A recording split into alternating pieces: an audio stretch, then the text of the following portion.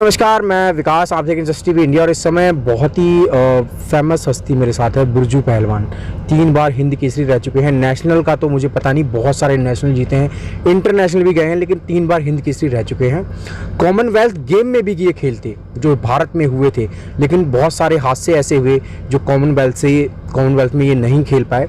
तो बिरजू पहलवान जी से बात करेंगे। अभी वो तमाम गरीब बच्चों के लिए स्पोर्ट्स में किस तरीके से आगे बढ़े वो बच्चे, उनके लिए बहुत सारे काम कर रहे हैं। लगातार दिल्ली में यूथ को नशा मुक्ति से दूर रख रहे हैं वो, और यूथ के लिए किस तरीके से यूथ अपने आप को आगे बढ़ा सके उसके लिए काम कर रहे। तो जानने की कोशिश करेंगे बिरजू पहलवान जी से। पहलवान जी, स्वागत है आपका। पहले तो नमस्कार सभी को। जस्ट टीवी का बहुत बहुत धन्यवाद, आपका बहुत बहुत धन्यवाद जो मुझे बोलने का मौका दिया।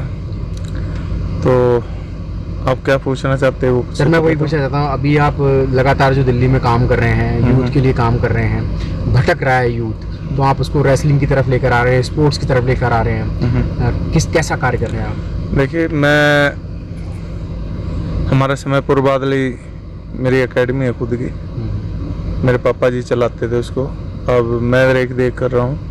और वहाँ गरीब बच्चे हैं, वहाँ उन्हें फ्री में ट्यूशन दे रहे हैं, उनको फ्री में ही ट्रेनिंग देते हैं। वाल्मीकि कुंबा किंग की एक टीम है हमारी पूरी, वो टीम सभी बच्चों का खर्चा उठाती है और किसी से हम कोई पैसा नहीं लेते, अपनी जेब से ही भरना पड़ता है। रही यूथ की बात, तो यूथ को हम नशे से दूर करने की बहुत कोशिश कर रहे हैं। उसके लिए कई बच्चों के हमने अपने अखाड़े में रख के कैंप भी लगाए हैं। जो नशा करते थे वो आज बिल्कुल नशा छोड़ चुके हैं, और उस चीज़ की भी हमें बहुत खुशी मिलती है कि हमारे कहने से, हमारे देख रेख से किसी भाई ने नशा छोड़ दिया और वो आज की डेट में हमारे साथ रहते हैं जी। तो अभी जो लगातार यूथ जो है, कोविड भी चल रहा है, और रेसलिंग में किस तरीके से आगे बढ़ा जा सकता है, क्योंकि आप रेसलिंग के बहुत बड़े प्लेयर रहे हैं। पहले तो मैं ये जानना चाहूँगा, आपने किस लेवल तक इसमें खेला है, क्योंकि 3 बार हिंद केसरी तो मुझे पता है, तो इंटरनेशनल का भी थोड़ा सा बताएं एक्सपीरियंस। देखिए, मेरा गांव हरियाणा से है, वैसे तो दतौली गांव है जी। और सर में मैं 9 साल का था, 8-9 साल का, तो बद्री अखाड़े में पिताजी ने छोड़ दिया था, सब्जी मंडी घंटाघर। वहाँ से ही मेरा कैरियर शुरू हो गया था 9 साल की लाइफ से। वैसे तो खानदानी शौक है, मेरे पिताजी है जो दिल्ली केसरी रहे हैं, उम्मे पहलवान दतौली वाले के नाम से मशहूर है, हरियाणा केसरी रहे हैं। और उसके बाद में मेरे पिताजी ने बादली अखाड़े से गुरु बद्री अखाड़े में शिफ्ट कर दिया, वहाँ से मेरा शुरू हो गया सिस्टम। और 14 साल 15 साल की उम्र में मैं इंटरनेशनल खेल आया था, एशिया में मेरा मेडल आ गया था। अरे वाह। और नई जॉब भी लग गई थी, और उसके बाद नेशनल में कई बार मेडल आए, इंटरनेशनल खेला हूँ कई बार, और भारत केसरी 3 बार रहा हूँ। 2015 से 17-16 भारत हिंद केसरी का टाइटल जीता है मैंने। पहलवान जी, मैं वही जानना चाहूँगा, एक ओलंपिक का सपना होता है भी किसी भी खिलाड़ी का। मुझे कुछ ऐसी खबरें मिली थी कि जब भारत में ओलंपिक हो रहे थे, तो आपका भी चांस था उसमें। जब भारत में कॉमनवेल्थ गेम हो रहे थे, आपका भी चांस था उसमें कॉमनवेल्थ खेलने का। क्या हादसा हुआ था जो कॉमनवेल्थ में आप नहीं जा पाए? कॉमनवेल्थ गेम में बहुत पुरानी बात छेड़ दी भाई आपने जी। और वो कहते हैं ना, दुखती हुई रग पे हाथ रख दिया। कॉमनवेल्थ गेम में मेरा भोपाल नेशनल में 2008 में चैंपियनशिप हुई थी, वहाँ से मेरा सिल्वर मेडल आया था, जबकि शोल्डर टूटने के बाद। गोल्ड ही था पर सिल्वर में संतुष्टि करने इंडिया कैंप में आ गया था। इंडिया कैंप में रहने के बाद कुछ हादसे ऐसे हो गए मेरे साथ, करा दिए गए मुझे, मेरे पे हमला कराया गया कैंप में रहने के दौरान। उसके बाद में कुछ बातें छुपा दी गई पूरे साल, फिर ड्रॉप केस में फंसवा दिया, उससे भी बाज नहीं आए। तो ऐसे चलता रहा।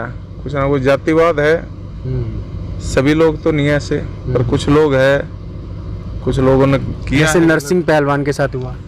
नरसिंह पहलवान और हम सभी उसी कैंप में थे, उसी कैंप का हिस्सा थे। सभी टॉप के इंडिया लेवल के पहलवान सभी इकट्ठे हुए थे, तो उनसे पहले मेरे साथ हादसा हो चुका था। बस वो चीज़ें याद करते तो आज भी थोड़ा दिल ऐसा हो जाता है कि नहीं, अगर वो चीज़ें मेरे साथ जातिवाद नहीं होता, ये भेदभाव नहीं होता, तो आज कहीं और ही होते। चलो कोई नहीं, ये तो किस्मत का खेल है। तो क्या रहेगा अभी जो टीम आपके नीचे तैयार हो रही है समयपुर बादली में, जो आपकी एकेडमी है, तो क्या अब वो टीम इन तमाम समस्याओं को फेस करेगी या बिरजू पहलवान ढाल बनकर खड़े रहेंगे उन तमाम खिलाड़ियों के लिए? भाई जी, मैं तो एक बात जानता हूँ, जो बिरजू के साथ हुआ ना, मेरे शिष्य या मेरे आसपास के जितने भी मेरे यार दोस्त हैं जी, वो किसी के साथ नहीं होने देगा। आज भी समाज हित के लिए 36 बिरादरी में किसी भी कोने में कहीं भी याद किया जाता है तो मैं वहाँ पहुँचता हूँ। मेरी 100, 200, 400 लड़कों की टीम है बाकायदा, और वहाँ जाके आप YouTube पे भी सर्च मारोगे तो पता चल जाएगा आपको बिरजू काम कर रहा है या नहीं कर रहा है। जो मेरे साथ हुआ मैं और बच्चों के साथ नहीं होने दूंगा, और जहाँ तक भी है पूरी सपोर्ट करूँगा दिल जान से। मैं नहीं कहता, ये मेरी पूरी टीम कहती है। तो अभी क्योंकि अगर देखा जाए खिलाड़ी कहीं ना कहीं संसाधन नहीं मिलने की वजह से आगे नहीं बढ़ पाते हैं, तो इन समस्याओं को भी आप फेस करते हैं? हाँ बिल्कुल, संसाधन उन्हें नहीं मिलता जो गरीब परिवार से है। जैसे एक टाइगर लड़का है, उनका वर्ल्ड चैंपियन में 3rd मेडल आया।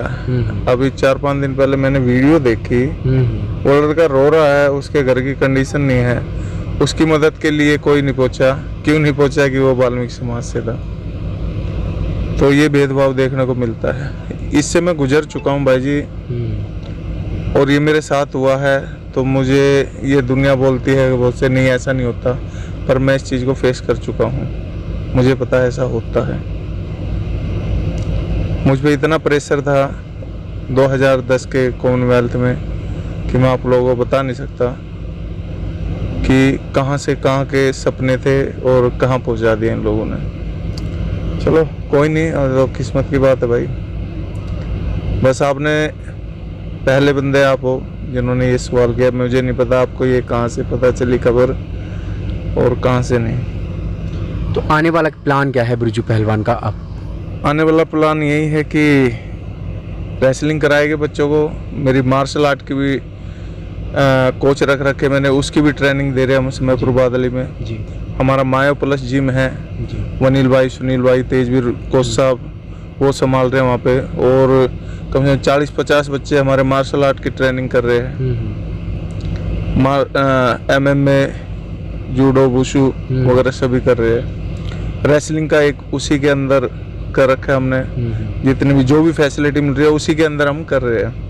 और फैसिलिटी अच्छी मिलेगी तो और अच्छा प्लेटफॉर्म हम अपने बच्चों को देंगे आने वाली पीढ़ी को। तो दोस्तों ये बिरजू पहलवान जी थे, आपने इनकी दर्द भरी कहानी सुनी। एक ऐसा खिलाड़ी जो 3 बार हिंद केसरी रहा, इंटरनेशनल भी खेला, एशिया में मेडल भी रहा, लेकिन एंड ऑफ द डे जो देखा जा रहा है वो जातिवाद की वजह से कहीं ना कहीं एक ऐसा खिलाड़ी जो ओलंपिक में इस देश का तिरंगा फहरा सकता था, इस देश का नाम रोशन कर सकता था, लेकिन जातिवाद ने उसे ओलंपिक से उसे कॉमनवेल्थ से भी बाहर कर दिया। और ओलंपिक का जो सपना एक किसी भी खिलाड़ी का होता है, वो सपना भी कहीं ना कहीं टूटा। एक खिलाड़ी सिर्फ खेलना जानता है, वो जाति नहीं जानता, वो क्या माहौल है वो नहीं जानता, वो सिर्फ अपनी प्रैक्टिस को जानता है, अपने उस एरिया ग्राउंड को जानता है जिस मैट पर वो खेलता है। तो तमाम खबरों के लिए आप देखते रहिए जस्टिस टीवी इंडिया।